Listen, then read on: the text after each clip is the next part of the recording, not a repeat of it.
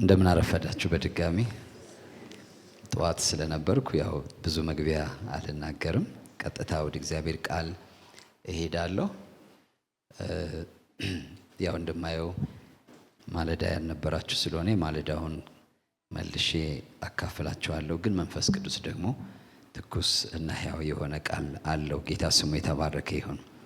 ዝግጁ ነን ለእግዚአብሔር ቃል? ጌታ ይመስገን። ዛሬ የምንካፈለው የእግዚአብሔር ቃል ያው ጌታ ደቀ መዛሙርቱን ሲጠራቸው እንደምታስታውሱት ምን ይላል የእግዚአብሔር ቃል? በጣም ደስ የሚል ቃል አለ። ከእርሱ ጋር እንዲኖሩና እንዲልካቸው 12 ደቀ መዛሙርትን ወደ እርሱ ጠራ ይላል። ከእርሱ ጋር እንዲኖሩና እንዲልካቸው። ከመላካችን በፊት እግዚአብሔር ከእርሱ ጋር የምንኖርበትን እድል ለሁላችን ሰጥቶናል። ያም ማለት የምንሰብከው፣ የምናስተምረው፣ የምንጸልየው፣ ለሌላ ሰው የምናካፍለውን ነገር በሕይወታችን ፈትነን እንድናይ፣ እንድንረዳ፣ እንድናውቅ ጌታ እግዚአብሔር በቸርነቱ ብዛት እድል ሰጥቶናል። ስለዚህ በምናስተምር ጊዜ ወይም በምንሰብክ ጊዜ ይህ አብረን እንድንኖር ከእሱ ጋር የፈቀደልን ጌታ ከመጽሐፍት ላይ ብቻ ሳይሆን ከሕይወታችንም ካሳየን ነገር እንካፈላለን። እኔ በዚህ ነገር በጣም ሁልጊዜ ደስተኛ ነኝ። ሰዎች ከጌታ ጋር ያሳለፉትን ሕይወት ስመለከት እረካለሁ።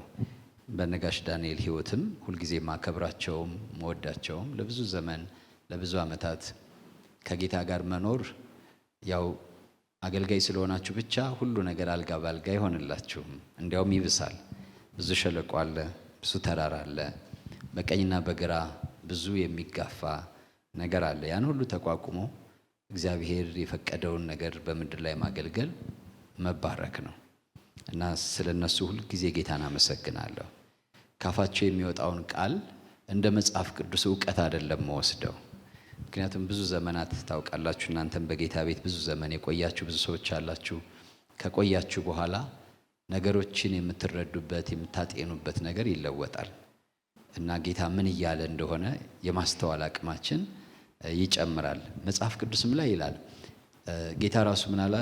ዛሬ የምነግራችሁን አታስተውሉትም አለ፣ መንፈስ ቅዱስ ስላልወረደ። ሁለተኛ ግን በኋላ ግን የሆነ ነገር ባጋጠማቸው ጊዜ ጌታ ያላቸው ነገር ትዝ አላቸው ይላል እና አንዳንዴ በስብከት እንሰማና በትምህርት እንሰማና ግን በሕይወት እየኖርን ሳለ እግዚአብሔር ምን እያለ እንደሆነ ቆይተን ነው የምናውቀው። እና ዛሬ በሕይወቴ ውድ ከሆነው ቃል ነው የማካፍላችሁ። ለእኔ ጠቅሞኛል ብዬ ከማስበው ተረድቼዋለሁ ማለት በጥልቀት አውቄዋለሁ ማለቴ ሳይሆን በሕይወቴ ግን እንድቆም እንድጸና ወደ ቀኝና ወደ ግራ ከማለት ደግሞ እንድታቀብ የረዳኝን እውነት ነው የማካፈላችሁ። ፈረንጆች ፈርስት ኢምፕሬሽን የሚሉት ነገር አለ። እኔ ሁለት ዋና የመጀመሪያ ወደዚህ ወደ ክርስትና ወይም እግዚአብሔርን ወደ መከተል ስመጣ ያጋጠሙኝ የመጀመሪያ ግጥጥሞች አሉ። አንደኛው አምላክ አለ ወይ የሚል ጥያቄ ተፈጥሮብኝ ነው ወደ ኦርቶዶክስ ቤተክርስቲያን የሄድኩት። ከልቤ ነው የሄድኩት። ሲሄድ ፈልጌ ነው የሄድኩት። ልጅ ነኝ ግን ሰው ከሞተ በኋላ በሕይወት ይኖራል አይኖርም የሚለው ነገር ጥያቄ ስለፈጠረብኝ ጓደኛዬን ስጠይቀው ቤተ ክርስቲያን መሄድ እንዳለብኝ ሲነግረኝ ነው የሄድኩት። ቤተ ክርስቲያን አላቅም፣ እግዚአብሔር አላቅም፣ ምንም ነገር አላቅም። እና ሲሄድ የመጀመሪያ ቀን ሰባኪው ገሃነመ እሳት እንዳለ፣ መንግስተ ሰማያት የሚባል ነገር እንዳለ፣ ከሞት በኋላ ሕይወት እንዳለ ያችን ቀን ተናገሩ። ገና የመሄዴ ቀን ከሞት በኋላ ሕይወት አለ የሚለውን ነገር ተናገሩ እና ያኔ የ7ኛ ክፍል ተማሪ ነኝ እና እዛው ቁጭ ብዬ ነው የሕይወት አቅጣጫዬን የወሰንኩት። ወደፊት ምን ሆናለሁ? ምድር ላይ ሕይወት ካለ ከሞት በኋላ ሞኝ አልሆንም የሚል ውሳኔ ወሰንኩ። እንግዲህ እግዚአብሔር ሲረዳችሁ ነው በኋላ የማካፍላችሁም ምክንያቱ ያ ነው እና ያኔ ነው የወሰንኩት። ሰውየው ቄስ ናቸው። ቆሻሻ ልብስ ነው የለበሱት። ክፍለ ሀገር ነው። ንግግራቸው አያምርም፣ ልብሳቸው አያምርም እና በጣም ለትውልዱ ሁሉ አዘንኩና ቸርች እኮ የማይመጣው ሰው በቃ ኋላ ቀር ስለሆነ ነው ቸርች፣ አባቴም ኋላ ቀር ነው ሃይማኖት ስለሚለኝ ማለት ነው። ስለዚህ እኔ ዘመናዊ ሰባኪ እሆናለሁ ብዬ ያኔ ነው የወሰንኩት። ሰው ወደ ገሃነም እሳት የሚወርድ ከሆነ በቃ ይሄ እውነት እንዳለ ማውራት አለብኝ ብዬ ያኔ ወሰንኩ። ሁለተኛው ያጋጠመኝ ግን ከተወሰኑ ከ2 ዓመታት በኋላ ገዳም ልመሄድ ሞክሬ ነበር፣ አልተሳካም በዛ ልጅነት እድሜ። በኋላ አንድ አብሮኝ የሚማር ተማሪ 9ኛ ክፍል ልክ እንደጀመርን ወደ መካነ ኢየሱስ ቤተክርስቲያን ጋበዘኝ እና ሲሄድ ያኔ በቃ አዋቂ ሆኛለሁ፣ ሃይማኖቴን አውቄያለሁ፣ ኦርቶዶክስ ሆኛለሁ። ሲሄድኩት ለመከራከር ነው። ፈርስት ኢምፕሬሽን ያልኳችሁ እሱ ነው። እና ሰውየውን ትንሽ ተከራከርኩት። እሁድ አምልኮ እንዳለ ሰማሁ እና ቅዳሴ ጠዋት ነው የሚያልቀው እንደምታውቁት። ወጥቼ ሩጬ ወደ መካነ ኢየሱስ ቤተክርስቲያን ሄድኩ። ወደዛ ቄስ ወዳገኘሁት ማለት ነው። ቄሱን ታውቁታላችሁ፣ ቄስ አያለው ይባላል። እና ሲሄድ የመጀመሪያ ስብከቱ ያገኘሁት ዛሬ የማካፈላችሁ ነው። ሙሴ የፈርዖን የልጅ ልጅ እንዳይባል በእምነት እምቢ አለ፣ ብድራቱን ትኩር ብሎ ተመልክቷልና የሚለውን ነበር የሚሰብከው። በ19 ስንት ልበላችሁ፣ ያው አብዛኛዎቻችሁ የኔ ልጆች ትሆናላችሁ። በዚህ አይነት በጣም ብዙ ነው። 1980 ምናምን ነው። እና በጣም ተወሰድኩኝ በስብከቱ ማለት ነው። ለምን አሁን ህይወትን ብዬ እየተከተልኩ ነው። ኦርቶዶክስ ብሆንም የሙሴ ጭካኔ በጣም ታየኝ እና ደግሞ የተጠራውን ጥሪ ማስተዋሉ እንዴት እንደረዳው ቄስ አያሌው በቄስ ቋንቋ ነው የሚሰብከው እና በጣም ልቤ ተነካ።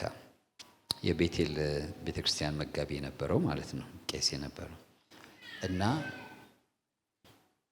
ያኔ ሄጄ ኦርቶዶክስ በጣም ለሚከታተሉኝ መርጌታ እግዚአብሔር ይባርካቸው፣ አሁን ጳጳስ ናቸው፣ ጌታን የሚያውቁ ጳጳስ እና እሳቸው ጋር ሄጄ ዛሬ መናፍቆች ጋር ሄጄ ነበር አልኳቸው እና ልቤ ተነክቷል፣ ግን ማረጋገጥ ፈልጌያለሁ። እና ምን ተሰበከ? ዕብራውያን ምዕራፍ 11 ምን አለ? ጥቅሱን በቀይ ያስምሬበታለሁ። ይሄን አለ ይሄን እንዴት አብራራው? እንዲህ ብሎ አብራራው እያለ መርጌታው በጣም ይደነቃል። እኔ ያሰብኩት ውሸቱን ነው ይለኛል ብዬ ነው። ሌላ ነገር ያመጣልና ለካሱ ፍላጎት አለው በደንብ እንዲገባኝና ከዛ በጣም አደነቀልኝ። መጽሐፍ ሰርቄ ነበር የወጣሁት፣ ስብሐት ለአምላክ። ይሄ ፈርስት ኢምፕሬሽን በጣም ወሳኝ ነገር ነው። የሚገርማችሁ አሁን ይሄ ቸርች ተመስርቶ የክርስቶስ ተልእኮ ቤተክርስቲያን ስብሐት ለአምላክን ለማዘመር ስንት ወጣ ወረድኩ መሰላችሁ። በቃ የመጀመሪያ ልቤ የተነካበት ጉዳይ ስለሆነ ሁሌም ስብሐት ለአምላክ ቤተክርስቲያን ውስጥ እንዲኖር እፈልጋለሁ እና አሁን እግዚአብሔር ይመስገን ቀስ እያረኩ እያመጣሁ ነው። ምችል ይመስለኛል አሁን። ፈርስት ኢምፕሬሽኔ ግን ሁለቱ ናቸው።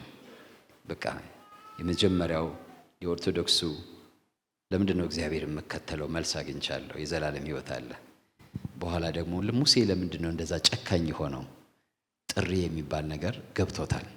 የተጠራበት ብድራቱን ትኩር ብሎ ተመልክቷል። እና ይሄ ለእኔ በጣም ረድቶኛል። ያው በሕይወት መውጣት መውረድ አለ፣ መድከም መበርታት አለ፣ ወደዚህ የምትሉበት አለ። ግን እንደ መርከብም ቢሆን መልህቅ ብትጥልም ስቲል ትወዛወዛለች አይደለም? በነፍሳችን መልህቅ ቢኖርም መወዛወዙ ግን አለ ሁሌ። አትሊስት ግን ለቀን እንዳንሄድ የነፍስ መልህቅ ያስፈልገናል፣ የሚይዘን ማለት ነው። ነገሮች ሁሉ ጠርገው ሊወስዱን ሲሉ አይ ከዚህማ አላልፍም፣ ከዚህ በላይማ አልሄድም፣ ከዚህ በኋላማ አይሆንም እያልን የምንመለስበት ነፍሳችን የሚይዝ የሚቆጣጠር አንድ ነገር ሊገባን ያስፈልጋል። እንደዛ ከሆነ ነው በተለይ አሁኑን ክፉ ዘመን፣ በጣም ክፉ ጊዜ ነው አሁን ያለ ነው። የእግዚአብሔር ጸጋ በእርግጥ ዘመኑን እንድናልፍ የሚያደርግ የእግዚአብሔር ጸጋ ደግሞ አለ፣ የመንፈስ ቅዱስ ኃይል አለ። እውነት ለመናገር ግን እንዳሁኑ በመጨረሻው ዘመን አስጨናቂ ዘመን እንዲመጣ ወቅ ሰዎች ራሳቸውን የሚወዱ ይሆናሉ፣ ተድላን የሚወዱ ይሆናሉ፣ ገንዘብን የሚወዱ ይሆናሉ፣ የአምልኮ መልክ ይኖራቸዋል፣ ኃይሉን ግን ይክዳሉ የተባለው በእነዚህ ዓመታቶች ገዝፎ እያየ ነው። እና በዚህ ጊዜ ሰዎች በዚህ ክፉ ዘመን ክፉ የሆነበት ምክንያት ሰዎች ደስ ስለማይላቸው አይደለም። እንዳሁኑ ዘመን ቴክኖሎጂ በጥቂት ዓመታት እንኳን እጃችን ላይ አልነበረም። ትራንስፖርቴሽኑ፣ ኮሚኒኬሽኑ፣ ሁሉ ነገር የሰለጠነበት ቤታችን የሰለጠነበት ዘመን ነው። ይሄ ክፉ ዘመን ያሰኘው እነዚህ ነገሮች አለመኖራቸው ሳይሆን እግዚአብሔርን ለመከተል የማይመች መሆኑ ነው። ከእግዚአብሔር ጋር ለመጽናት የማይመች መሆኑ ነው። እንዲህ ባለ ዘመን ግን እኔ እንዲያው ለመጽናት ጥርስን ነክሶ ለመቀጠል ምን ያስፈልጋል ብትሉኝ፣ ጥሪን መረዳት ያስፈልጋል። እግዚአብሔር ለምንድን ነው የጠራኝ ወደ ራሱ? ለምንድን ነው ወደ ራሱ የጋበዘኝ? ይሄን በደንብ መረዳት ከሙሴ ሕይወትም የምንረዳው እሱን ነው። ከአባቶቻችን የምንረዳው እሱን ነው። ጥሪያቸውን በአግባቡ አውቀውት ተረድተውት ነበር። ስለዚህ በሕይወታቸው ውሳኔ አካሄድ ላይ የረዳቸው የልቦናቸውን ወገብ እንዲታጠቁ ያደረጋቸው ነገር እሱ ነው። ጌታ ኢየሱስም ከደቀ መዛሙርቱ ጋር በነበረው 3 ዓመት ጊዜ አጥብቆ ያሳያቸው የዘላለም ዋጋቸውን ነው እና በምድር ላይ ደግሞ ሊመጣ ያለውን ነገር ነው። የአሁኑ ዘመን ትውልድ አይኑን የሚያጭበረብረው ብዙ ነገር አለ። ከዛ የደመቀ ተስፋ መታየት አለበት። ተስፋ መታየት አለበት። አሁን ዙሪያችን ከከበበን ድምፁ ጎልቶ ከሚሰማን ውበቱ ደምቆ ከሚታየን ነገር ያለፈ ነገር ያን በዛ የማይደበዝዝ ነገር ሊታየን ይገባል። ካልሆነ ግን የምንሰማቸው ድምጾች እኔ ከወጣቶች ጋር ብዙ አሳልፋለሁ እንደ መጋቢ እና በጣም ልቤ ያዝናል። እውነቴን ነው የምነግራችሁ። በጣም ልቤ በቋንቋ እንኳን ለመግባባት ትቸገራላችሁ። ማለት የክርስትና እሴትና አሁን ያለንበት ሁኔታ በጣም የተራራቀ ነው እና ክፉ ነገር ኖርማል ነው። ደካማው ነገር ኢብን በቸርች በመሪዎቻችን ቤተክርስቲያንን በሚመሩ ትልልቅም በምንላቸው ሰዎች ዘንድ ሳይቀር መለኪያዎች በጣም እየተንሸራተቱ መጥተዋል። በጣም ኮምፕሮማይዝ እየተደረጉ መጥተዋል። እንግዳ ትሆናላችሁ የጥንቱን ነገር ይዛችሁ ብታወሩ ብትሰብኩ ማለት ነው። ወደዚህ ደረጃ እየመጣን ነው። እንደ አንተም ቢሆን አንድ ጊዜ አንድ ወንድም በትዳሩ ከባድ ችግር አጋጠመው። በህይወቱ በትዳሩ ሳይሆን በህይወቱ ማለት ነው። ገና አላገባም እና አብረን ነው የምናገለግለው፣ አብረን ነው ያለነው እና በተወሰነ ደረጃ ተቃወምን። ያን ንጹህ አይደለም ብለን የምናስበውን አካሄድ ማለት ነው። ከዛ ከኛ የተሻለ የሚባለው በሙሉ ጊዜ የሚያገለግል በዛን ጊዜ አገልጋይ ስንነግረው አበዛችሁት አይነት አለነኛል ማለት ነው። ከዛ ደግሞ እሱ የሚያገለግልበት ቦታ ላይ ደግሞ ሲሄድ አንድ ቀን ተጋበዝኩ እና የምነግራችሁ የኔን አይደለም። ምን ያላቅም እግዚአብሔር የሰጠኝን ቃል ተቀደሱ የሚል ነው የምሰብከው። ወጣቶች ናቸው የተሰባሰቡት እና እኔ አላቅም በቃ ኃይል አለ በውስጤ፣ በኃይል ነው የምናገረው። ለካ እዛ የተቀመጡት ሁሉ እርስ በርሳቸው የሚተዋወቁት ማዕት ጉድ አለ። ልክ ጨርሼ የተቀመጠልኝ ማረፊያ ክፍል ሂጄ ቁጭ እንዳልኩ ወጣት ሴት መጣች እና የተሰበከው ሁሉ እኔን ነው የሚመለከተው፣ እኛን ነው የሚመለከተው። እኛ ጋር ማለት እንዲህ አለ እንዲህ አለ እንዲህ አይነት ርኩሰት አለ፣ አንዱ የእንትና ነው አንዱ የዚህ ነው፣ እዚህ ቢሮ ውስጥ እንደዚህ ነው የሚደረገው። እርኩሰቱን ሁሉ ስለተወቀሰች ዘከዘከችው ማለት ነው። እና በጣም አዘንኩኝ እና የጋበዘኝ ሰውዬ ሳወራ ተበሳጨ በጣም። አንተ እንዴት እንደዚህ አይነት ስብከት ትሰብካለህ?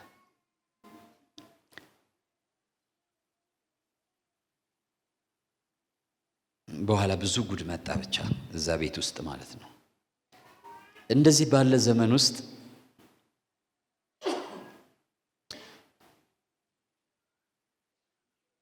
ተለዩና አውጡ፣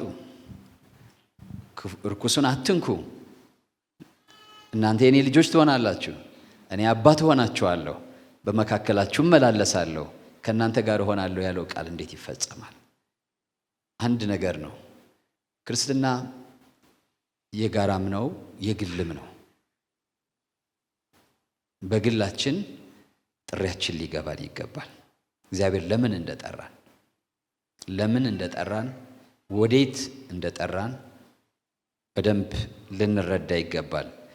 ለዚህ የዛሬ ርዕሴ መጠራታችሁን ተመልከቱ ነው። መጠራታችሁን ተመልከቱ መጠራት አለ አንደኛው፣ ሁለተኛው መመልከት ነው። እሱን እንመለከታለን ባለን ትንሽ ደቂቃዎች። ፈጠን እላለሁ። እንደማየው በጣም ብዙ ወጣት ነው፣ ስለዚህ አብረን እንፈጥናለን። እግዚአብሔር ይመስገን። ይሄ የመጠራት ጉዳይ በሰው ችሎታና በሰው አቅም ልንረዳው የምንችለው አይደለም። ስለዚህም እኛ ክርስቲያኖች ወይም አማኞች የምንጸልይባቸው ብዙ ትልልቅ ጉዳዮች ቢኖሩንም አንዱና ዋናው ጉዳይ ልንጸልይበት የሚገባው ነገር፣ ብዙዎችም የሚጸልዩበት ጉዳይ መጠራታችንን በተመለከተ እግዚአብሔር መገለጥን እንዲሰጠን ነው። ምክንያቱም መጠራታችን ሰዋዊ አይደለም፣ ምድራዊ አይደለም፣ ሰማያዊ ነው፣ መለኮታዊ ነው፣ እግዚአብሔራዊ ነው። ስለሆነም በእኛ አእምሮ እና በእኛ ችሎታ ልንረዳው ስለማንችል እግዚአብሔር አምላክ የመጠራታችን ምስጢር እንዲያስረዳን እንዲያሳውቀን መጸለይ ከሚገባን ነገሮች ውስጥ ዋናው እሱ ነው። ይሄን ማወቃችን ደግሞ ቅድም እንዳልኳችሁ ሁሉ ነገራችንን የሚወስን ነው። ቀስ በቀስ አብረን እናያለን። እኔም እንዳልኩት በጣም ስለጠቀመኝ ነው። ጊዜ የለም እንጂ ብዙ ምስክርነት ማውራት ደስ ይለኛል። ለምን መሰላችሁ? ህይወታችን ስለሚነካ ነው። ደክሜ አውቃለሁ በጉዞ ያው በቅናት ወደ ጌታ ስለመጣው ከዛ በኋላ ቀጥታ አገልግሎት ነው። አገልግል ተብዬ አይደለም፣ ፎርማል አይደለም። ጌታን አውቃለሁ ካልኩ ጊዜ ጀምሮ ከአገልግሎት ወጥቼ አላቅም። ግን በኋላ በርናውት አደረግኩ፣ ደከመኝ፣ በቃ ዛልኩ እና በቃኝ ብዬ ያቆምኩበት ጊዜ ነበረ። ከዛ ነው እግዚአብሔር እንደገና በምህረቱ ያነሳኝ። ስለዚህ በዛ ሁሉ ጉዞ ውስጥ አቁሜ ነጋዴ ሁኜ ስራም አገልግሎትም ሁሉንም ቸርች መሄድም ራሱ ሸክም ሆኖብኝ ባለበት ጊዜ ልክ የመጨረሻ ውሳኔ ልወስን ስል የሚታየኝ እግዚአብሔር ለልዩ ዓላማ እንደጠራኝ ነው። ከዛ ልጎድል የሚለው ነገር ብስጭት ይፈጥርብኛል። መጨረሻ እኮ በቃ ተታልዬ ምናምን አልቅና ግን መጨረሻ ላይ ከዛማ አልጎልም፣ ከዛማ እንዴት ይሆናል፣ ከዛማ እንዴት እና እንደገና ይሰበስበኛል ማለት ነው። የሆነ የገባኝ ነገር ግን ባይኖር፣ ከፊቴ የማየው ነገር ባይኖር፣ እዚህ በዙሪያ የማያቸው እና የሚፈትኑኝ ነገሮች፣ የሚገዳደሩኝ ነገሮች ሁሉ ጥርግ አድርገው ይወስዱኝ ነበር። እግዚአብሔር ቸር ስለሆነ ገና በልጅነት ያችን ቃል ልቤ ውስጥ አስቀመጠ። ብድራቱን ትኩር ብሎ ተመልክቷልና የፈርዖን የልጅ ልጅ እንዳይባል በእምነት እምቢ አለ። አንዴ አባቴ ጓደኛው ወደ ሳውዲ ሄዶ በጣም ባለጸጋ ሆኗል እና ሲቲዝን ዋችም አምጥቶ ሰጥቶኛል። ገና ተማሪ ያለው ሰውየው ጠምጥሞ ምናምን ነው የመጣው። ድሮ ኦርቶዶክስ የነበረው ሰውዬና በጣም ባለጸጋ የዚህ ሉላን ጋር የተገናኘ ሰው ሆኖ ነው እና አባቴ በክርስትና ሕይወት በጣም ስለሚጠላው በቃ ሰውየው ቅርቡ ስለሆነ ሳውዲ ልካለሁ፣ ባለጸጋ ትሆናለህ፣ ነገር ሁሉ ይቀየራል አለኝ እና ኢቭን ቁርአን ሁሉ ቤታችን መጥቶ ነበር፣ የአማርኛ ቁርአን እና ግን ይሄን ካልተቀበልክ ደግሞ ይሄን ምን እንደምትሆን ያሳያቸዋል ማለት በማዕቀብ ማለት ነው። ልብሴ ሁሉ ተቀዶ፣ ጫማዬ ተቀዶ፣ ደብተርም ማለት በቃ እሺ አለ ማለትህ ምን እንደሚያመጣብህ ተመልከተው የሚያሰኝ ህይወት ነው የምኖረው።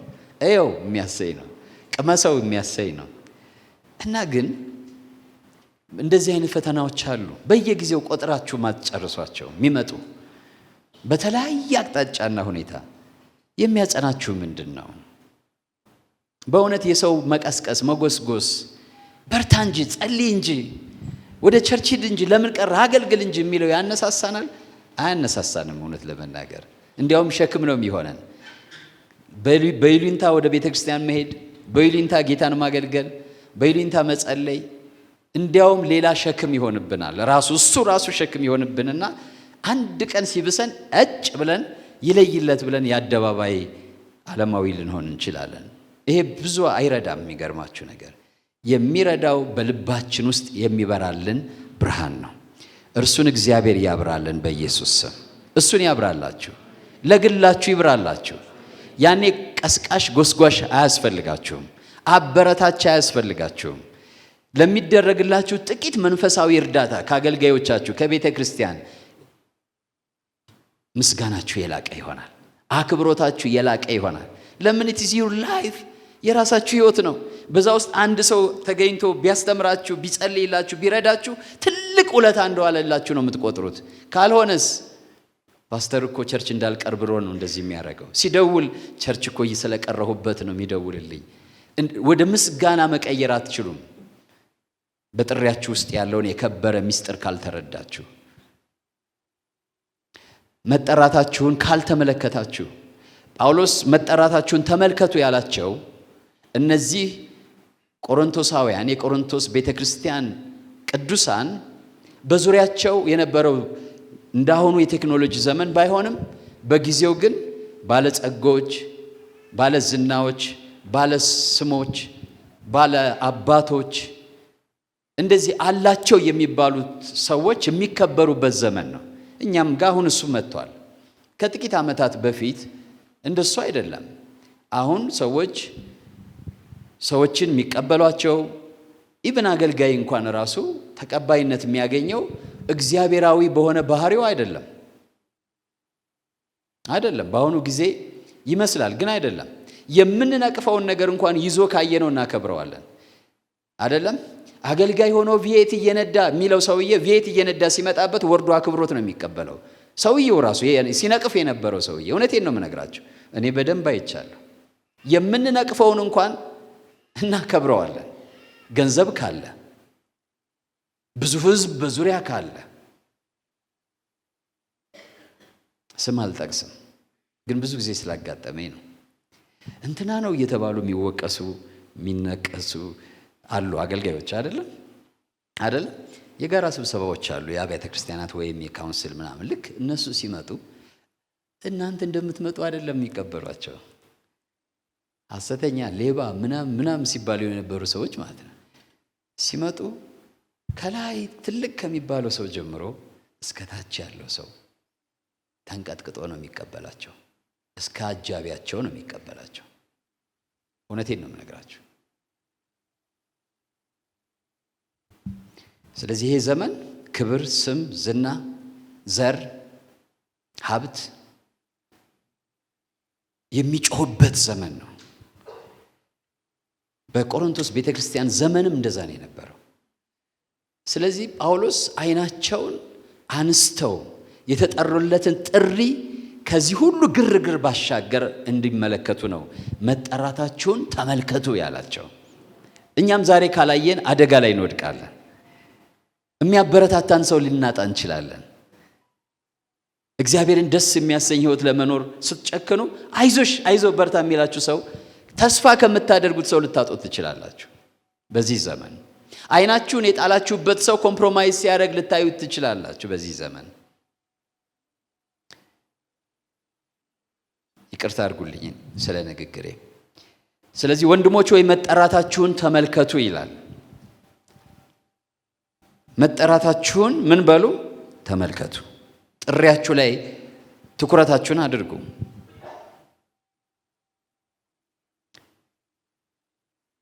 ዛሬ ብዙ አማኞች ራሳቸውን በዓለማዊ መመዘኛዎች ስለሚለኩ ቅድም እንዳልኩት ብዙ ችግር ላይ አለ። አማኞች ራሳቸው በዚህ ይለካሉ። ከዚህ የተነሳ ከደህንነት ማጣት፣ ራስን ከሌላው ጋር ከማነጻጸር፣ ብቃት እንደሌላቸው ከማሰብ ወይም ከተስፋ መቁረጥ ጋር ይታገላሉ። ነገር ግን እግዚአብሔር እኛን የጠራን በሰው መመዘኛ መዝኖ አይደለም። በሀብት ብልጫ፣ በስልጣን፣ በእውቀት፣ በጥበብ የተሻለን ሆነን ስለተገኘን አይደለም። የእግዚአብሔር ጥሪ መሰረቱ የእርሱ ጸጋ፣ ምሕረቱና የዘላለም ዓላማው ነው። አንድ ሰው ቢለው ደስ ይለኛል። የእግዚአብሔር ጥሪ መሰረቱ የእርሱ ጸጋ፣ ምሕረቱና የዘላለም ዓላማው ነው። ከእኛን ከመጥራቱ በፊት አቀዶልናል። ሲጠራን ወደ አቀደልን ነው የጠራን። አስቀድሞ ያወቃቸውን ነው የሚለው አይደለም። እነሱን ጠራቸው ይላል። ስለዚህ አስቀድሞ የተባለ እግዚአብሔር የቀደመ የዘላለም እቅድ አለ። ወደዛ እቅድ ነው እግዚአብሔር የጠራን። ወደዛ ሐሳብ ነው እግዚአብሔር የጠራን። ጥሪያችን አጋጣሚ አይደለም። ዓለም ሳይፈጠር አስቀድሞ የታሰበበት፣ የታቀደበት፣ የተወሰነበት ነገር ነው። ነገር ግን እግዚአብሔር ነገሮችን ሁሉ አቀነባብሮ ወንጌል ወደኛ የሚደርስበትን ቀን፣ ጆሮአችን የሚሰማበትን ቦታ፣ ቀን፣ ሁኔታ አስተካክሎ አንዳንዶቻችን አለቀልን አበቃልን ባልንበት ጊዜ ያን የምስራች አሰምቶናል።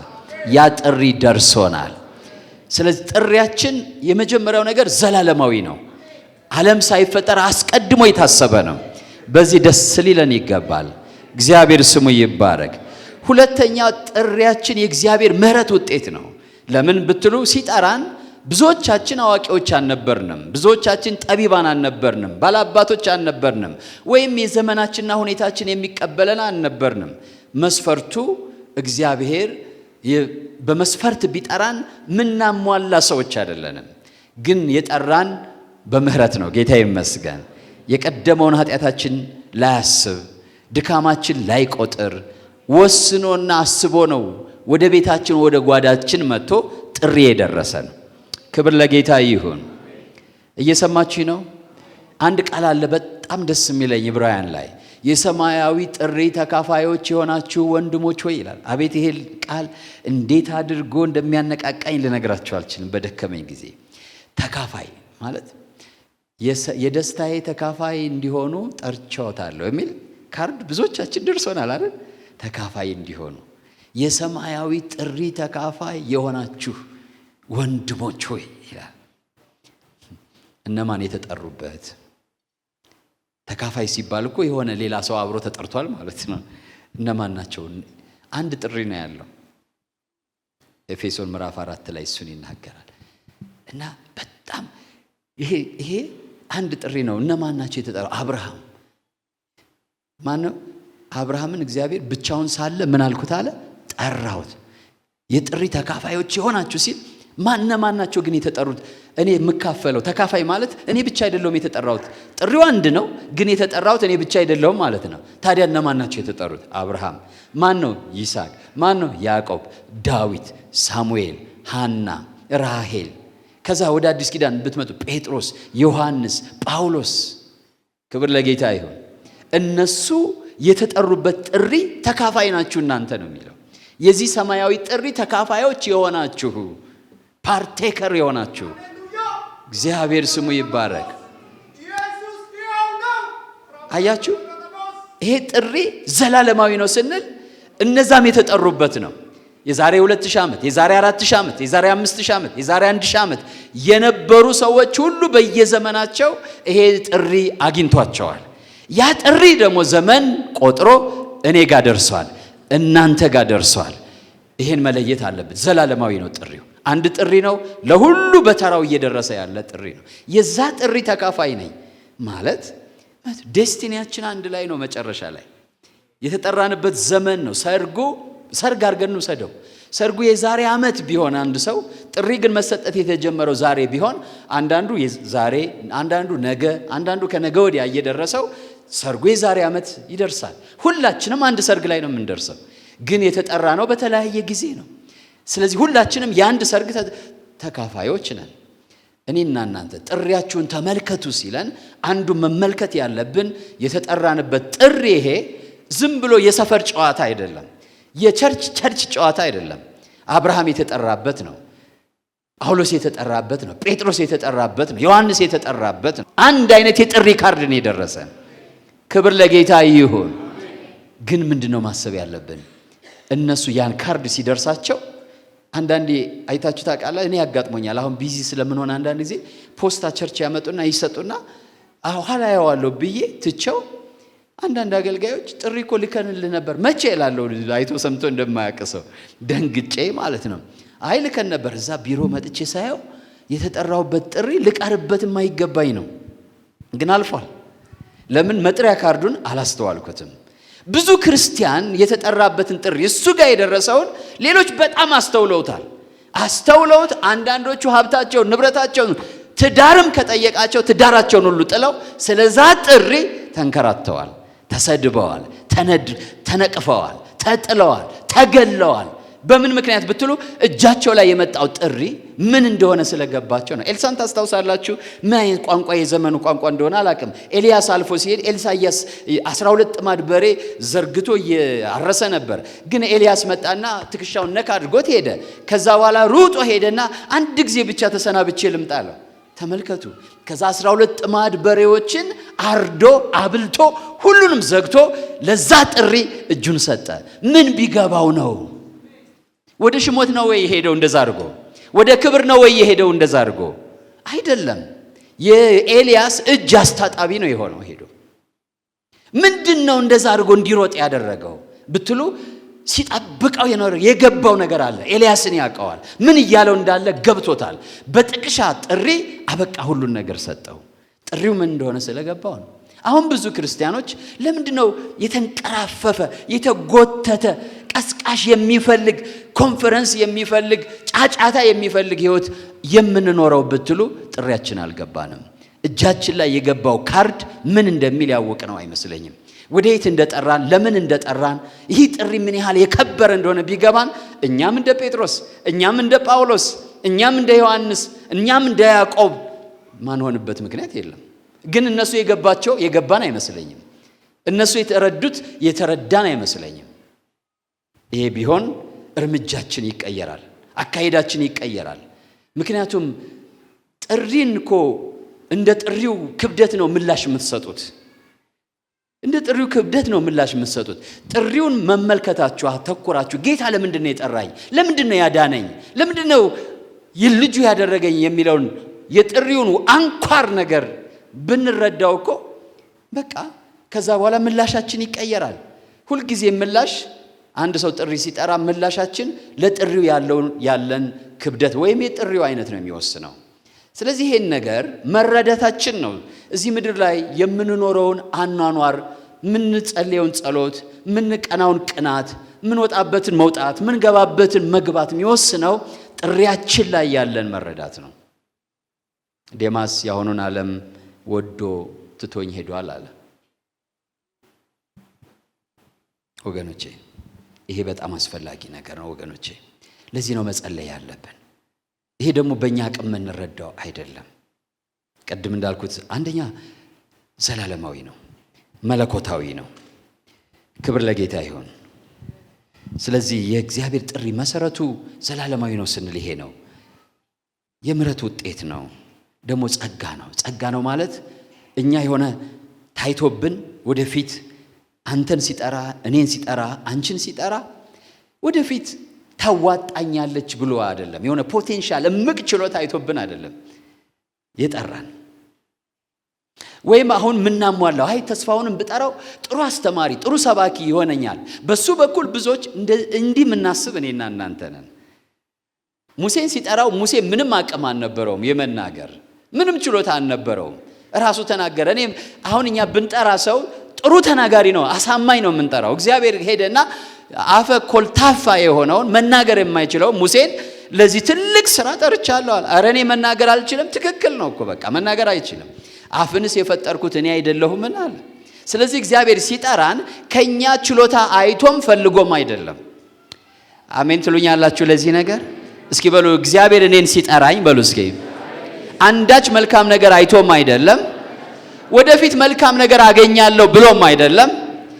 ታዲያ ምንድነው ብትሉ ነፃ ጥሪ ነው። ምን አይነት ጥሪ ነው? ነፃ ጥሪ፣ የጸጋ ጥሪ ነው። የምን ጥሪ ነው ንገሩኝ እስኪ? የጸጋ ጥሪ ነው። ጳውሎስ ይሄን በጸጋው የጠራኝ ብሎ ነው የሚናገረው። ጥሪ ልክ ድነታችን በጸጋ እንደሆነ ሁሉ መጠራታችን ራሱ በጸጋ ነው የሆነው። በጸጋ ነው የሆነው። ለዚህ ነው ጳውሎስ ባለጸጎች የሆኑ ብዙዎች፣ ባላባቶች የሆኑ ብዙዎች፣ ጠቢባን የሆኑ ብዙዎች አልተጠሩም። ያለምን ነገር ያስንቅ ዘንድ እግዚአብሔር ያለምን ሞኝ ነገር መረጠ ይላል። ምክንያቱ ደግሞ ሲናገር የሚመካ በእግዚአብሔር ይመካ ተብሎ እንደተጻፈ ሥጋ የለበሰ ሁሉ በምንም እንዳይመካ ይላል። ስለዚህ አንዳችንም እዚህ ያለን በዘመናትም የተጠሩ ሁሉ አንዳች መመኪያ ትምክህት የለንም። ጥሪያችን የጸጋ ውጤት ነው። እንዲሁ በነፃ። እግዚአብሔር ስሙ የተባረከ ይሁን። ጸጋ ምንድነው ብትሉኝ፣ ጸጋ የእግዚአብሔር ፍቅር መገለጫ ነው። የእግዚአብሔር ፍቅር መገለጫ ነው። የእግዚአብሔር ፍቅር በስራ ላይ ሲውል ነው ጸጋ ማለት። እግዚአብሔር ሳያስፈልገው ይወዳል። እኛም ያስፈልገንን ነው የምንወደው። እግዚአብሔር ግን ምንም ነገር አያስፈልገውም፣ ግን ይወዳል። መውደዱን የሚገልጽበት ነገር ነው ጸጋ። እግዚአብሔር ይመስገን። ጸጋ የእግዚአብሔር ፍቅር መገለጫ ነው፣ ወይም ሂዝ ላቭ ኢን አክሽን ማለት ነው። የእግዚአብሔር ፍቅር ስራ ሲሰራ እኛ ጋር ሲመጣ ጸጋ ይሆናል። ስለዚህ እግዚአብሔር እንግዲህ ከመጠራታችን በፊት ምን አለ ማለት ነው? የእግዚአብሔር ፍቅር አለ ማለት ነው። እግዚአብሔር ዓለም ሳይፈጠር አስቀድሞ እኛም ሳንፈጠር ወዶናል። እግዚአብሔር ስሙ ይባረክ። ከዛስ ስለወደደን እንዲሁ በነፃ በጸጋ ጠራን። ሃሌሉያ፣ ክብር ለስሙ ይሁን። ጥሪያቸውን በአግባቡ ያልተረዱ ሰዎች በቀላሉ ለሚከተሉት ነገሮች ሲሉ መስመር ይስታሉ ወይም ያመቻምቻሉ፣ ይደራደራሉ። ለምቾት፣ ለዝና፣ ለተወዳጅነት፣ ለጊዜያዊ ተድላ፣ ለዓለማዊ ዕውቅና ሲሉ ጥሪያቸውን ይደራደሩበታል፣ ያመቻምቹበታል። ጥሪያቸው የገባቸው ሰዎች ግን ከነዚህ ነገሮች ይጠበቃሉ። ስለዚህ ስለ ጥሪ ተመልከቱ ሲለን አንደኛ ጳውሎስ እንድንመለከት የፈለገው ነገር ጥሪያችን በሰዋዊ ብቃታችን ምክንያት የመጣ አይደለም። ይሄን ልንረዳ ይገባል። አንደኛ ቆሮንቶስ ምዕራፍ 1 ከ26 ከ29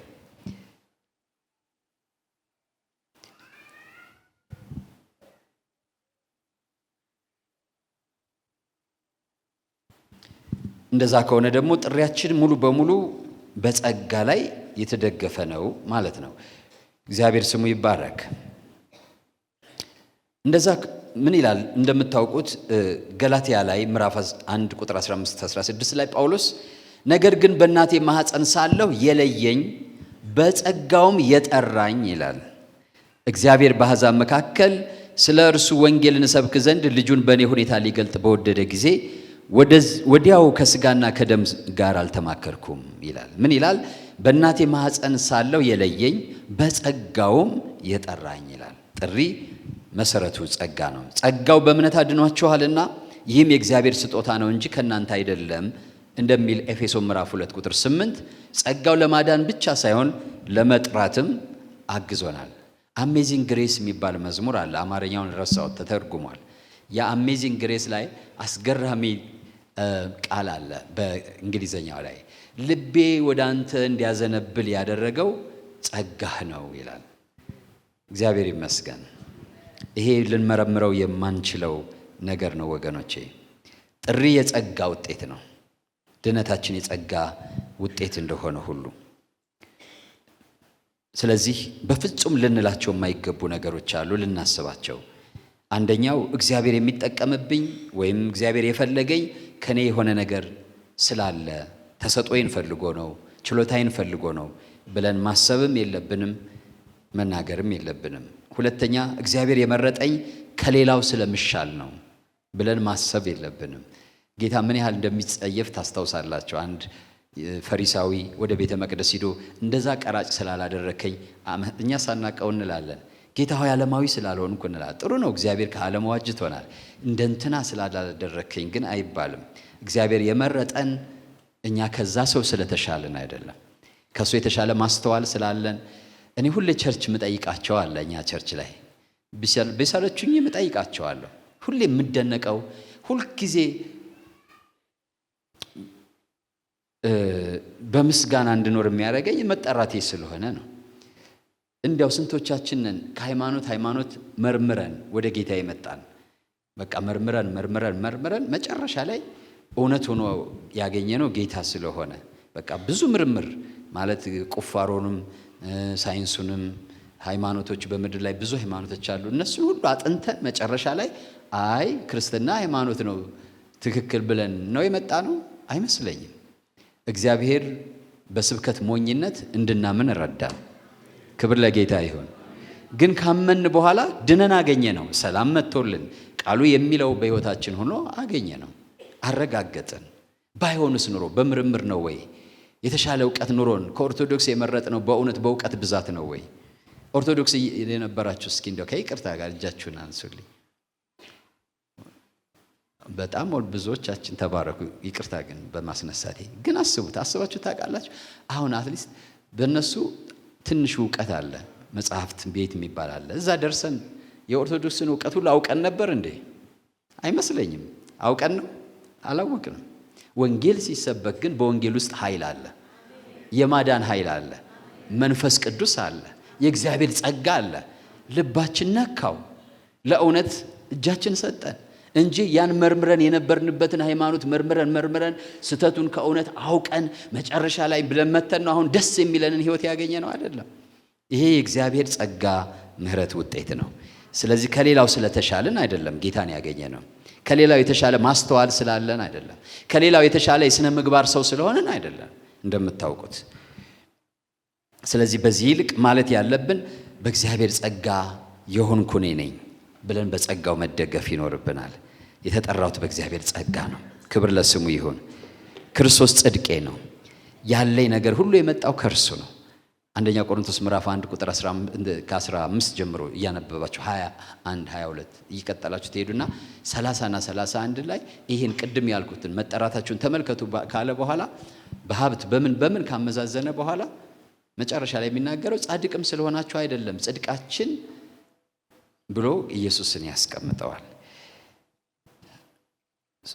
የእግዚአብሔር ጥሪ የፍቅሩና የምህረቱ መገለጥ ነው። ምን ይላል የእግዚአብሔር ቃል? እሱን ይነግረናል። የእግዚአብሔር ጥሪ በሉ እስኪ፣ ሙቀት ስላለ ነው ማናገራችሁ። የእግዚአብሔር ጥሪ የፍቅሩና የምህረቱ መገለጥ ነው። እግዚአብሔር የወንጌልን ጥሪ ወደ ቤታችን አምጥቶ ብዙዎቻችን ተቀብለነዋል። እንድንቀበለው ሲያደርግ ጥሪ ወደ ቤታችን እንዲመጣ እድሎችን ሲፈጥርልን ያ ጥሪ የፍቅሩና የምህረቱ መገለጫ ነው። ይሄ ጳውሎስ በቲቶ ምዕራፍ 3 ቁጥር 4-5 ላይ የመድኃኒታችን የእግዚአብሔር ቸርነትና ሰውን መውደዱ በተገለጠ ጊዜ ይላል። እንደ ምህረቱ መጠን አዳነን። የመዳናችን የእግዚአብሔር ቸርነትና ሰውን መውደድ ልኩ መገለጫ ነው። ጥሪያችንም የእግዚአብሔር ቸርነትና ሰውን መውደዱ መገለጫ ነው። የእግዚአብሔር ጥሪ የሚጀምረው ወይም የጀመረው ከእርሱ አፍቃሪ ልብ ውስጥ ነው። ከእሱ አፍቃሪ ልብ ውስጥ ነው። ከእሱ መሐሪ ልብ ውስጥ ነው። አፍቃሪ ስንል የሚወደድ የሌለን ሆነን ሳለ፣ መሐሪ ስንል ኃጢአተኞችና ክፎች ሆነን ሳለ የእግዚአብሔር ጥሪ የጀመረው አንዲት ሴት ብዙዎቻችን እኔ ባለትዳር ነኝ 23 ዓመት ሆኖናል። አይቼ ነው የወደድኳት፣ በራሴ መለኪያ በራሴ መስፈርት። ማናችንም ቢሆን ወደ ትዳር ስንሄድ ብዙዎቻችን እሱ ነገር አለ። አይተን ነው ፈልገን ነው ማለት አትሊስት በቤተሰብም ቢሆን ቤተሰባችን እዛች ከምናገባት ሴት ወይም ሰው ጋር ያየው ነገር አለ፣ የሚታይ አለ። የማን ልጅ ነው? ምንድነው? ማናት? ምንድናት? ምናምን ተብሎ ነው ታውቃላችሁ። የእግዚአብሔር ጥሪ ግን እና መነሻው ከሰውየው ነው ማለት ነው። ዝም ብዬ ቤቴ ቁጭ ብዬ የሆነች ሴት ወደድኩ ብዬ ሄጄ አላገባም።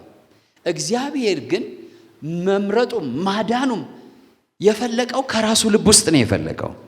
እግዚአብሔር ስሙ የተባረከ ይሁን። ከማን ልብ ነው የፈለቀው? ከራሱ ልብ ውስጥ ነው። አይቶ አይደለም የወደደን፣ እንዲሁ ነው የወደደን። እንዲሁ ነው የወደደን። የሚታይ ነገር አይቶብን አይደለም፣ የሚወደድ ነገር አግኝቶብን አይደለም። ስለዚህ የእግዚአብሔር ምርጫ፣ የእግዚአብሔር ማዳን ምንጩ ምንድን ነው ብትሉ ልቡ ነው ራሱ። የእግዚአብሔር ጥሪ የሚጀምረው ከእርሱ አፍቃሪ ልብ ውስጥ ነው። እኛ እርሱን ከመፈለጋችን በፊት እርሱ ፈለገን። እንደዚህ ነው የሚጀምረው። እግዚአብሔር ሁልጊዜ ኢኒሼተር ነው አይደለም እንዴ? ነው። የትም ቦታ ተመልከቱት። ኢቭን ይኸውላችሁ ሊሰጠን እንኳን ፈልጎ ኧረ እባካችሁ ጸልዩ ልስጣችሁ እኮ ነው። ጸሎት እኮ አሁን ብዙ ሰው ማያውቀው፣ ጸሎት ሃይማኖት ስናደርገው ስራ ይመስለናል፣ ግብዣ ነው። ግን ጸሎት ምን እንድሰጥህ አለው ሰለሞንን፣ ለምነኝ አለው። ኦልሬዲ ሊሰጠው ምን ብሏል ማለት ነው? አስቧል። ግን ሰለሞን ፈቃደኛ እንዲሆን ቤቱን እንዲከፍትለት ፈልጓል። እና ሊሰጣው ፈልጎ መጣና እባክህ ምን እንደምሰጥ ጠይቀኝ። ያችሁ እኛ የሚመስለን እኛ ጨቅጭቀ ነው እኛ ለምነ ነው እግዚአብሔር ከዛ በኋላ እንዴ ምን አልከኝ ምን ላዘጋጅልህ ብሎ ኖ ዓለም ሳይፈጠር አስቀድሞ ላንተ የሆነውን ነገር አዘጋጅቶልሃል። ከዛ አንኳኳ ምን ይልልሃል? ይከፈትልሃል። ጠይቅ ይሰጥሃል። ፈልግ ታገኛለህ። የምታንኳኳው ኦልሬዲ ያለ ስለሆነ ነው። የምትፈልገው ኦልሬዲ ያለ ስለሆነ ነው። እንዲኖር ያደረገው ራሱ እግዚአብሔር ነው። ግን ምን አለ? ጠይቀኝ እባክህ ልሰጥህ አዘጋጅቼልሃለሁ። ፈልግ እባክህ ልሰጥህ ተዘጋጅቶልሃል። ስለዚህ ይኸውላችሁ በጸሎቴ አመጣሁት የምንለው ነገር የለም። እግዚአብሔር አስቀድሞ ያዘጋጀልን ነገር ነው። ትምክት ወዴት ነው ታዲያ? የትም ትምክት የለም። ጌታ ስሙ የተባረከ ይሁን። አሜን ነው። በሁሉ ነገር ስንመለከት መነሻው የእግዚአብሔር ፍቅርና ምሕረት ነው። መነሻው ሙሴን እግዚአብሔር ሊልከው ሲፈልግ ሙሴ አይደለም፣ እኛ ይመስለናል። ኢቭን እኛ እንኳን እግዚአብሔር ሆይ ላከኝ ምናምን ብለን ስንጮህ ስናነባ ስታዩ እንዳትሸወዱ እንዳትታለሉ፣ እናንተ አይደላችሁም። መንፈስ ቅዱስ መጥቶ ነው ያን ረሃብ በልባችሁ ውስጥ ያስገባው። ሁሉ ከእርሱ ነው፣ ሁሉ በእርሱ ነው። በሉ እስኪ ሁሉ ከእርሱ ነው በሉ እስኪ። ሁሉ በእርሱ ነው በሉ እስኪ። አዎ ይመስለናል። አንዳንዴ እኛ እየፈለግነው ይመስለናል። ጌታ ኢየሱስ እኮ እኔ መረጥኳችሁ እንጂ እናንተ አልመረጣችሁኝም። እነሱ እኮ አይ መርጬ አይደል እንደ የመጣሁት በፈቃዴ አይደል እንደ ሊሉ ይችላሉ። ግን እነሱ እሱን ከመምረጣቸው በፊት እሱ አስቀድሞ ምን ብሏቸዋል? መርጧቸዋል። ወደ መንደራቸው ሄደ። አሳ እያጠመደ አገኘው። ወደዛ ቦታ የሄደው ኢየሱስ ነው። አሳ አጥማጁ አይደለም የሄደው፣ ኢየሱስ ነው የሄደው። ወደ ቀራጩ ሄደ፣ ኢየሱስ ነው የሄደው። አሁንም እግዚአብሔር እንደዛ ነው ያደረገው። ወደ አንተ መጣ፣ ወደ እኔ መጣ፣ ወደ አንቺ መጣ። ጌታ ስሙ የተባረከ ይሁን። የጥሪያችን መነሻ እሱ ነው ወገኖቼ፣ እሱ ነው። እኛ እርሱን ከመውደዳችን በፊት እርሱ ወዶናል። እኛ እሱን ከመጥራታችን በፊት እርሱ ስማችን ጠርቶታል። በስምህ ጠራሁ፣ ከማኅፀን አወቅኩህ ይላል። እና ወንጌል ማለት በዋናነት የሰው ልጅ ወደ እግዚአብሔር የደረሰበት ታሪክ አይደለም። ወንጌል ይልቁኑ እግዚአብሔር ወደ ሰው ልጆች የደረሰበት የመጣበት መንገድ ነው። ስለዚህ ጥሪያችንን እናስተውል ስንል ይሄ ሲይዘን እንደነቃለን። የሰማይና የምድር ፈጣሪ በግል አውቆኝ፣ በግል ወዶኝ፣ በግል ፈልጎኝ ወደ ሕይወቴ መጥቶ ጥሪ ሰጥቶኛል። ይሄ ክብደት ይፈጥራል። በጀምላ አይደለም የተጠራሁት። ክብር ለጌታ ይሁን። መጽሐፍ ቅዱስ ላይ ታስታውሳላችሁ፣ በስምህ አውቄሃለሁ ይላል። ምን ማለት ነው? በጀምላ አይደለም የጠራሁህ ማለት ነው። በግል አውቄሃለሁ፣ በግል አውቄሃለሁ። መጠራታችን ማስተዋል ወይም መመልከት ማለት እግዚአብሔር ከምን ውስጥ እንደጠራን፣ እግዚአብሔር ወደ ምን እንደጠራን፣ እግዚአብሔር ምን እንዳዘጋጀልን፣ ምን አይነት የዘላለም ዕድል ፋንታ ወይም ርስት እንድንወርስ እንደሚፈልግ መረዳት፣ መለየት፣ ማወቅ፣ መገንዘብ ማለት ነው። ብዙ አማኞች የእግዚአብሔርን ግብዣ ይቀበላሉ። ነገር ግን እግዚአብሔር እያቀረበላቸው ያለው ነገር ምን ያህል ታላቅ እንደሆነ ሙሉ በሙሉ አይረዱትም። ይህ ደግሞ ምላሻቸው ላይ ተጽዕኖ ይፈጥራል። አንዳንዶቻቸው ነፍሳቸውን ለሰይፍ አሳልፈው እስኪሰጡ ድረስ በዛ ጥሪ ምክንያት ሲጨክኑ፣ አንዳንዶቻቸው ደግሞ ኮምፕሮማይዘር ወይም የሚያመቻምቹ እንዲሆኑ ያደርጋቸዋል። ለዚህ ነው ሐዋርያው ጳውሎስ በኤፌሶን ምዕራፍ 1 ቁጥር 17 እስከ 19 ላይ ይጸልይላቸዋል ለኤፌሶን ሰዎች። እኔና እናንተ ዛሬ ተካፍለ ነው የምንሄደው ይሄን ነው። የክብር አባት የጌታችን የኢየሱስ ክርስቶስ አምላክ እርሱን በማወቅ የጥበብና የመገለጥ መንፈስ እንዲሰጣችሁ እለምናለሁ ይላል። ለምን? ይህም የልቦናችሁ ዓይኖች ሲበሩ የመጥራቱ ተስፋ ምን እንደሆነ በቅዱሳንም ዘንድ ያለው የርስት ክብር ባለጠግነት ምን እንዲሆን ለምናምን ከሁሉ የሚበልጥ የኃይሉ ታላቅነት ምን እንዲሆን ታውቁ ዘንድ ነው ይላል። እና የልቦናቸው ዓይን እንዲበራ እግዚአብሔር የጥበብና የመገለጥ መንፈስ እንዲሰጣቸው ጳውሎስ እጸልይላቸዋለሁ። ምክንያቱም ይሄን መንፈስ እግዚአብሔር ሲሰጣቸው የልቦናቸው ዓይኖች ሲበራ ምንድን ነው የሚሆነው? የመጥራቱ ተስፋ ምን እንደሆነ ታስተውላላችሁ። በቅዱሳኑ ዘንድ ያለው የርስት ክብር ባለጠግነት ምን እንደሆነ ታውቃላችሁ። የጳውሎስ ትልቁ ጸሎት ይሄ ነው ወገኖቼ። እናንተስ ጸልያችሁ ታውቃላችሁ በዚህ ጉዳይ? ወይስ እየጸለያችሁ ኑራችሁ አሁን አቁማችሁ ይሆን? እኔ ግን ምላችሁ ጸልዩ በዚህ ጉዳይ ያለ ማቋረጥ። እግዚአብሔር ያብራላችሁ። ምን ያህል የከበረ ነገር ውስጥ እንዳላችሁ ማወቁ አስፈላጊ ነው በጣም። አግባብ ያለው ምላሽ ሰጥታችኋል ብላችሁ ታስባላችሁ? እኔ ሰጥቻለሁ ብዬ አላስብም። እኔ በግሌ ጥሪዬን የሚመጥን ምላሽ እንደሰጠሁ አላቅም። እናንተ ሰጥታችኋል? ጥሪያችሁን የሚመጥን ለጥሪያችሁስ እንደሚገባ እየተመላለሳችሁ ነው? ሐዋርያው ጳውሎስ በኤፌሶን ምዕራፍ 4 ላይ ምን ይላል? ለጥሪያችሁ በወንጌል ለጠራችሁ እንደሚገባ ትመላለሱ ዘንድ እለምናችኋለሁ ይላል። ጥሪ የገባው ሰው ምልክቶች አሉት። አንድ ሰው የተጠራበት ጥሪ ምን እንደሆነ በአግባቡ ሲገባው ምልክቶች በሕይወቱ ይታያሉ። ቅድም ምልክቶች ጥሪ ያልገባው ሰው ምልክቶች ብዬ ነግሬያቸዋለሁ። ጥሪያቸውን የተረዱ ሰዎች ምልክቶች አሏቸው። አንደኛው ትሑታን ይሆናሉ። ትሑት ሰዎች ያው ታውቃላችሁ ምን አይነት እንደሆነ። ትሑት ማለት ጌታ ይመስገን ሃሌሉያ ብለው የሚጎናበሱ ማለት አይደለም። ሁሉ ነገር በመለኮታዊ ጸጋ እንደመጣ የሚያውቁ፣ ከኔ አንዳች ነገር ሆኗል የማይሉ፣ ለኔ ይገባኛል የማይሉ ይሆናሉ ማለት ነው። ትህትና እሱ ነው። ሁለተኛ የረጉና ጽኑ ይሆናሉ። ጥሪያቸው የገባቸው ሰዎች የተረጋጉና የጸኑ ይሆናሉ። በስሜት ወይም በሁኔታዎች አይነዱም፣ አይዋዥቁም፣ አስመሳይ አይሆኑም፣ ግብዝ አይሆኑም። ሶስተኛ መከራን ይታገሳሉ። ልክ እንደ ሙሴ የዘላለምን ዋጋ አሻግረው ስላዩ የጊዜውን መከራ ይታገሳሉ። ጳውሎስም ይሄን ነገር በሁለተኛ ቆሮንቶስ ምዕራፍ 4 ላይ የሚታየውን ሳይሆን የማይታየውን ብናይ የጊዜው መከራችን የዘላለምን ክብር እንደሚያመጣልን እናውቃለን ይላል። አያችሁ፣ የማይታየው ጥሪያችን ነው፣ ተስፋችን ነው። እሱን እንዴት ማየት እንችላለን? መጸለይ ያስፈልገናል። እሱን ያየ ሰው በሚታየው ጊዜያዊ ወጀብ አይናወጥም፣ መከራን ይታገሳል። ለምን? ከእርሱ ጋር ከጌታ ጋር አብሮ እንደሚነግስ ያውቃል። አራተኛ ቅድስናን ይከተላሉ። ለክርስቶስ የሚገባ ሕይወት ለመኖር ይጨክናሉ። ይሄ ምልክታቸው ነው። ጥሪ የገባቸው ሰዎች መቀደስ ማለት መለየት ማለት ነው። ያልተለየ ሰው፣ ጥሪው ያልደረሰው ሰው የሚኖረውን አይነት ሕይወት አይኖሩም። ቤተ ክርስቲያናቸው ቢያጸድቀውም የትኛውም አይነት ሕይወት በዚህ ዘመን ቤተ ክርስቲያን ይኸውላችሁ ከመዳራት ጀምሮ እስከ ተመሳሳይ ጾታ ድረስ የምታጸድቅበት ዘመን ነው። ጥሪውን የለየ ሰው እንጂ በሃይማኖት አጥር የምናመልጥበት ጊዜ አይደለም። ጥሪ ሲገባን ነው ጥሪው ካልገባቸው ሰዎች የምንለየው። የሎጥን ታሪክ አስቡት። ስለዚህ ቅድስናን የሚከተሉ ጥሪያቸው የገባቸው ሰዎች ናቸው። ለክርስቶስ የሚገባ ሕይወት ለመኖር ይጨክናሉ።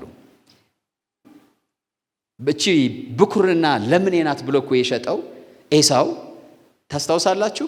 የብኩርናው ክብር ቢገባው ኖሮ ይሸጠዋል? አይሸጠውም። የብኩርናው ሀብትና ክብር አልገባውም። ከሆዱ አነሰችበት፣ ከጊዜው ደስታ አነሰችበት። ስለዚህ ሸጣት። ጥሪ በአግባቡ ያልገባው ትውልድ ለጊዜው ደስታ የትኛውንም ነገር የከበረ ነገር ሊሸጥ ይችላል። ጥሪ ያልገባቸው ሰዎች ሌላው ምልክታቸው ዓላማቸው ላይ የገባቸው ሰዎች ምልክታቸው ዓላማቸው ላይ ያተኩራሉ። ከሰው ጋር አይወዳደሩም። ከዛኛው ቤተክርስቲያን ከዚህኛው ቤተክርስቲያን፣ ከዛኛው አገልጋይ ከዚህኛው አገልጋይ፣ ከዛኛው እህት ከዚህኛው እህት ጋር፣ ከዛኛው ሰው ቤት መሳካት ከዚህኛው ቤት አያወዳድሩትም። ጥሪያቸው በፊታቸው ያለ ኢላማ ነው። ወደዛ ብቻ። አሁን የሚሮጥን ሰው አስቡ፣ የሚሮጥ ሰው አስቡ። ወይም ኃይለ ገብረስላሴ ቢሆን መቼም እሱን ነው የምናውቀው። እና እየሮጠ እየመራ እያለ አስቡት፣ ወደዚህ ወደዛ ይላል አይልም። ትንሽ ጊዜ እንዲህ ማለት ምን ያህል እንደሚያስቀረው ከተስፋው ያውቃል። ጥሪ የገባቸው ሰዎች ዓላማቸው ላይ ብቻ ያተኩራሉ። ዝም ብለው ሁሉንም የሚቀነጫጭቡ አይሆኑም። ጥሪ የገባቸው ሰዎች ስድስተኛ ከኢየሱስ ጋር ህብረት ማድረግ ይፈልጋሉ። አሁንም ወደፊትም ጌታን ለመገናኘት ይናፍቃሉ። ለምን? ጥሪያቸው ከጌታ ጋር መክበር እንደሆነ ያውቃሉ።